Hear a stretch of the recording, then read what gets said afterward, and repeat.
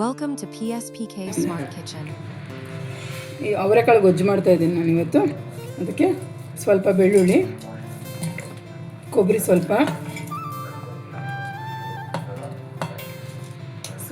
ಹಸಿ ಶುಂಠಿ, 2 ಏಲಕ್ಕಿ, 2 ಪೀಸ್ ಚಕ್ಕೆ, ಒಂದು 8 ರಿಂದ 10 ಲವಂಗ, ಹಸಿ ಮೆಣಸಿನಕಾಯಿ,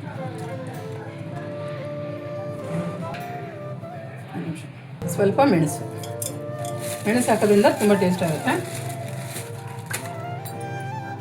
ಇದನ್ನು ಈಗ ನಾನು ಮಿಕ್ಸಿ ಮಾಡ್ಕೊಂಬರ್ತೀನಿ. ನೀರು ಹಾಕ್ಬಿಟ್ಟು ರುಬ್ಕೋಬೋದು. ಇವಾಗ ಇದಾಗಿದೆ. ಇವಾಗ ಕುಕ್ಕರಿಗೆ ಎಣ್ಣೆ ಹಾಕ್ತಾಯಿದ್ದೀನಿ.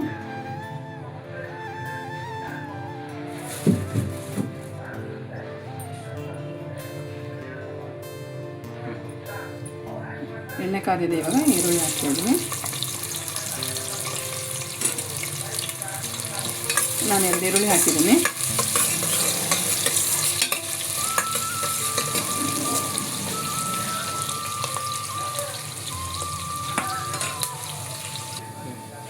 ಅವರೆಕಾಳು ನೀರಲ್ಲಿ ಹಾಕಿಟ್ಕೊಂಡಿದ್ದೀನಿ. ತೊಳೆದ್ಬಿಟ್ಟು ಅವರೆಕಾಳು ಹಾಕ್ತಾಯಿದ್ದೀನಿ. ಅದಕ್ಕೆ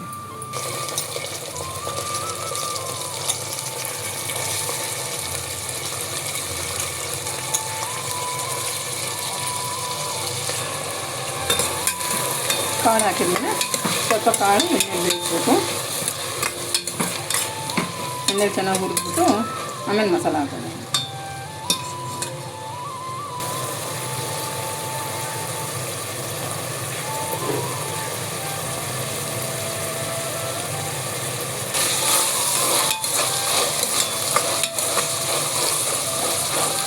ಚೆನ್ನಾಗಿ ಹುರಿದಿದೆ ಇದು. ಇವಾಗ ಇದಕ್ಕೆ ಮಸಾಲೆ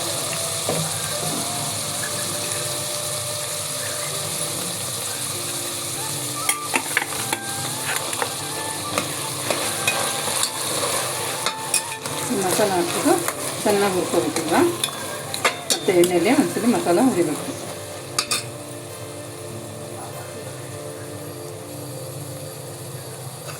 ಸ್ವಲ್ಪ ಅರಿಶಿನ ಪುಡಿ ಹಾಕ್ತಾಯಿದ್ದೀನಿ.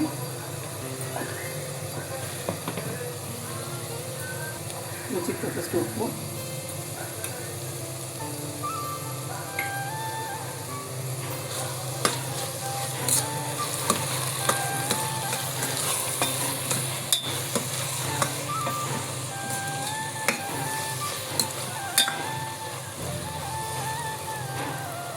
ಇದೆ.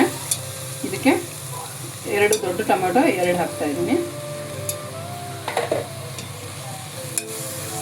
ದೊಡ್ಡ ಸೈಜ್ ಟೊಮೆಟೊ ಹಾಕಿದ್ದೀನಿ ನಾನು. ಚಿಕ್ಕದಾದರೆ ಒಂದು 3 ರಿಂದ 4 ಹಾಕ್ಕೋಬೋದು.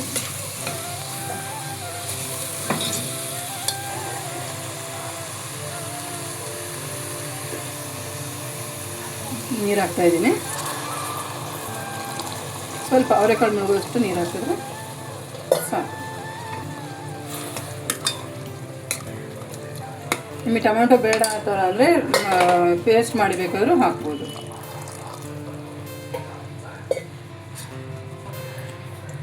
ಅದಕ್ಕೆ ಸ್ವಲ್ಪ ಗರಂ ಮಸಾಲ ಹಾಕ್ತಾಯಿದ್ದೀನಿ.